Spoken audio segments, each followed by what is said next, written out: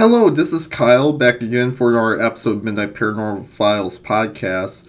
Today we are talking about haunted locations in the northwest Wisconsin, which is pretty close to the northwoods of Wisconsin, which is the northeast. Um, so let's begin. Now we got quite a few places to talk about in this episode of the podcast, so I'm just gonna begin, I guess. And then we'll go through them, I guess, like normal.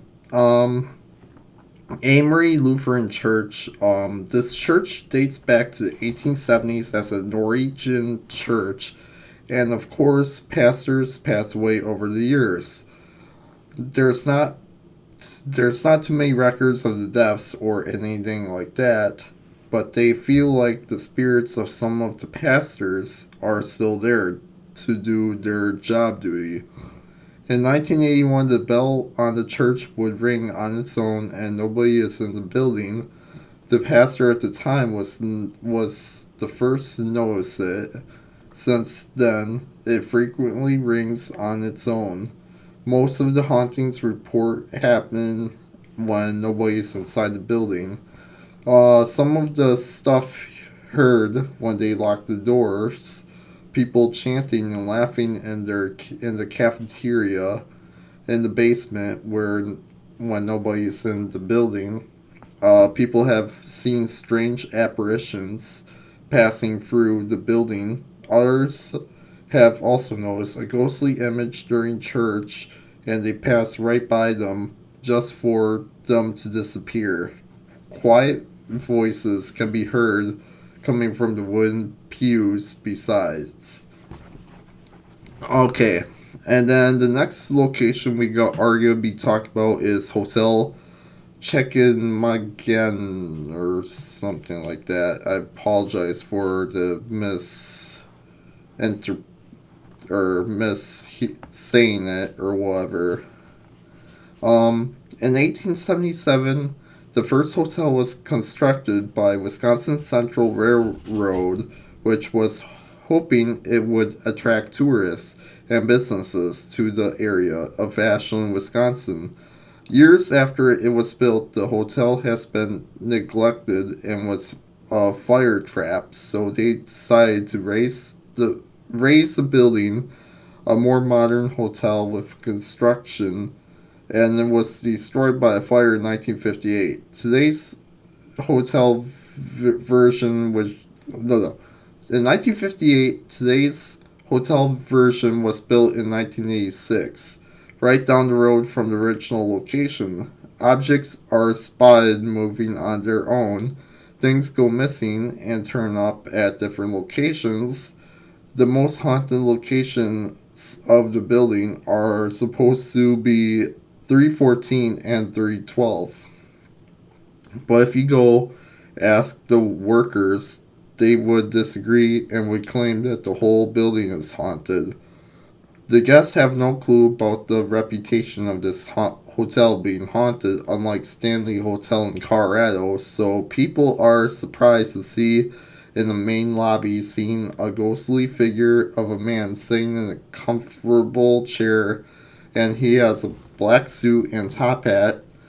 Some think he's an old lumber baron who looked as he's sizable investment personal items from people who oh, never mind. Anyway, people think that he's an old lumber baron who looks after his seizable investment, and they say that personal items from people who visit the hotel often leave and come back with all their items have been rearranged, but luckily for them, their valuables ever go missing, and housekeepers were never in the room. Loud footsteps have been heard in the hallways, no sources have been found, and disembodied voices have been heard as well. Since this hotel is so close to Lake Superior, you might strike gold and see UFOs or ghost ships. And if you're really lucky, even see a sea serpent. So that's what we got for Hotel Chattanooga. Indian Head Supper Club. This was built in 1939, and it only took 36 days to build. It sits on former land of Ojibwe chief named Archie Mosey, and his family has lived there for generations. The activity stems off from the native history. Some of the stories include from people visiting lights turn on and off by themselves. The staff would swear they turned off the lights or on the lights. Objects move around by themselves, mostly kitchenware. Native American ghostly image have appeared occasionally, and they would be wandering through the building. Happens a lot when the building is closed. Customers catch sight of someone walking by their table and they turn to see nobody is there. The next location is Grunk First Street Inn. The Grunk is one of the oldest places in Bayfield, Wisconsin. It does have a few ghost stories. One of which is named Irene. She is a mischief and playful apparition, I guess. Objects move on their own, items go missing and reappear in the kitchen and the upstairs. People have reported returning to the room they rented, and their things have been rearranged by unseen force, or maybe even a ghost knocking and rapping on the doors and windows, and someone take tickling no bleh. Someone tickling their toes under their bed sheets. Those are just some of the stories at Grunk Inn or something like that. I apologize for missing a lot of stuff today. Um, anyway, let's keep going on. The Ghost Island, located or located in or nearby Hayward, Wisconsin, for the past 50 years at least. There's this man named Bill. I am guessing he was the previous owner of Golden Fawn Lodge. Anyways, he first fished near here and got chills whenever he passed the ghost island and got feelings of someone is watching him from the island. People have heard voices and strange sounds coming from the island, seen some campfires and odd lights coming from the island. Others had feelings of being watched. There is no camping allowed on this island either. Bill's son has said he had problems with the boat battery near that island, and they would be a brand new battery basically. A man has supposedly captured a picture of a ghost with his camera besides there, so that's kind of neat. Um, Lac Courte Oreilles Casino or something like that. I'll probably have some of this stuff uh, down in the description for you to read because some of this stuff is difficult to read. This casino was built on a farmhouse that was rumored to be haunted, and was moved to a different location down the road, and footsteps could be heard at night, and apparitions have been spotted after closing hours. So there's that one. El Rancho. Supposedly a man had been killed there, and it did actually happen in the 1930s. The person was murdered with an axe, and the killer was never caught. They said the motel was built on a former cemetery, but no proof, and the employees said there is no ghost activity they seen while they were working. There was a peeping Tom ghost, which he lived in the 1970s, that he had been seen in a flannel shirt who lived nearby. He would quickly disappear because he would run like a deer out of there. If he was caught, which he ended up getting caught and was arrested a bunch of times, he died at least 20 years ago. And now his ghost uh, hangs around. People originally thought that the man in Fennel got killed with an axe, but that's not the case. And people see the flannel guy in their living room watching them. The Fairlawn Mansion.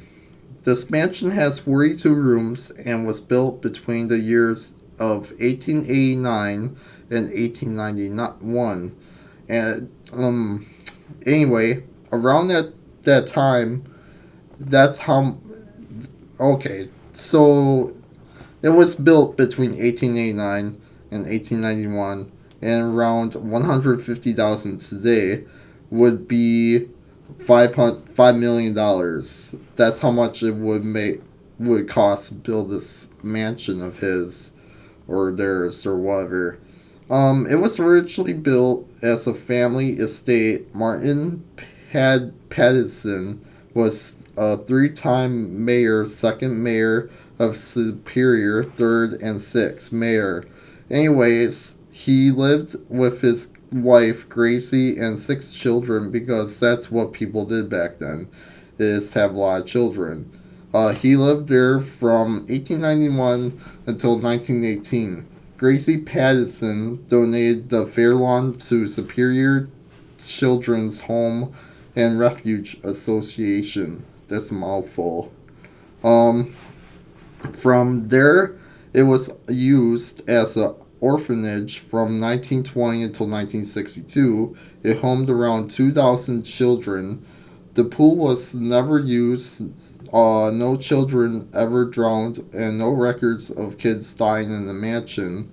1963, the mansion was set for demolition, but was purchased by the city itself for $12,500. Today's money would be $125,000, and became the city's museum. The reports say that the murder happened here of a servant girl, but nobody knows if that really happens. Employees said nothing paranormal related happened here. The lights have been seen at the museum after closing hours, but thinks that they forgot to shut off the lights. Faces have been seen through the windows. A figure have been seen in the tower, and ghosts of two young girls have been seen in the pool. So who knows what's causing the hauntings of this place? The owners deny of this place being haunted, but either way, it does have a lot of history surrounding this mansion. And the last location for today's podcast, yeah, I know this is a really long one, is Siren Bridge. Now, Siren Bridge is a pretty well known haunted location in Wisconsin. It's probably one of the most famous places, actually. I actually wanted to make this into a separate episode by itself, but I didn't have enough information, so here we are. Anyways, Siren Bridge is a pretty well known haunted location in Wisconsin, probably because of its name, but also what happened there. Besides, the legend goes on is that a family was driving on the bridge in the 1980s on the road. It was very slippery because it was winter time. And when winter time is here, everyone knows that roads are icy and snowy. Uh, and this bridge was very icy. And their car was over the bridge, and supposedly everyone in the car died or whatever like that. Anyway, basically they got into an accident because the ice was slippery on the bridge, and everyone in the car died. People have felt something weird ever since that happened. One of the known things that happens on this bridge is that the car radio has interference on your radio, and you could hear the little girl's voice saying, "Mommy, I can't get out through it." The only difference between this legend and the most of the legends we talked about on this podcast in the past is that this one is actually true. Rick and Ross Kringle or something like that, and their daughter Jody were in their were in that car accident, but it was on a different road. If you talk to the local residents that remembered it, or they were alive anyway, they might have remembered here when that happened. And that's the story of Siren Bridge, basically. I know I fell apart there at the end there, but anyway, that's basically all the haunted locations in northwestern Wisconsin. I hope you enjoyed the podcast, even though I screwed up a lot today, like way more than normal. um, so I'm gonna go through these real quick. Siren Bridge, we're actually going to be doing that this summertime, probably, even though it's like a 3.5 hour drive, which is really far for being a location in the state because our team is based in the middle of the state, so it's going to take us a while to get there for a drive. Um, the Fairlawn Mansion, anyway, that one I don't think it's really that haunted. Personally, when I was researching that one, um, the El Rancho, that one doesn't seem to be haunted to me. But yeah, again, I haven't been to any of these locations, but by reading them, it sounds like they're not that haunted. But that's just me. Lac Courte whatever casino. I apologize. That one has little to no information, so I can't really say anything on that. The Ghost Island sounds like the most interesting place that we talked about on this podcast. With a whole island being haunted or whatever, and nobody's allowed to really camp on it or whatever. The Grunk First Street Inn. That's an interesting place too, since it's like one of the oldest places in Bayfield, which Bayfield is a pretty old town in the state. Um, anyway, and then the Indian Head Supper Club. That one sounds pretty interesting too because there is some legitimacy to that one a little bit, but that's one with the Ojibwe chief named Archie, and I'm pretty sure that if anybody's haunting that place, it'd be Archie himself. And then you got the Hotel Chapinel or whatever. That one it reminds me so much of the Stanley Hotel with the way it looks and stuff. Well, it doesn't look like the Stanley, but it gives me that kind of vibe a little bit. And then you got the Amory Lutheran Church, which is kind of weird with all the pastors who live there and all that. And that's pretty much the podcast episode. I hope you like this episode of the podcast, and I'll talk to everybody in the next episode. Like what I said before, I'm sorry for screwing up so much in this episode of the podcast, but you'll hear me next week with another one. And stay tuned.